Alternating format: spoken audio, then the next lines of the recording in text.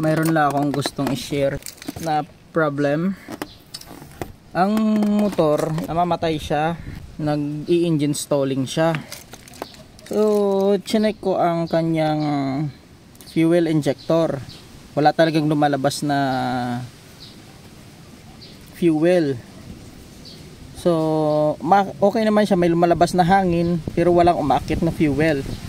So, na-discover ko na yung sakit sa may pinakababa, sa may gas tank.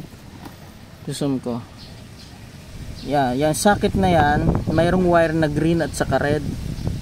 So ginalaw ko yan. After ko magalaw, so biglang may lumabas na gas. So i-connect ulit yung kanyang injector sa kanyang supply na gas. Pagka-connect ko at ni-start ko, umandar na siya. Lang pala na yan sa kanyang sakit. Pawakan ko tapos idiniin ko siya papasok. Ayun, boom, umandar na siya. Hindi ko na malaman ang gawin ko. Napakahirap yung nasa traffic light ka o nasa expressway ka tapos biglang mamamatay yung makina. Ngayon, ipapandarin ko na siya. One click na lang siya. So yun lang pala. Once na ma-experience natin ang nag-i-engine stalling ang ating sasakyan or motorcycle, check natin ang sakit sa may kanyang gas tank. Alright?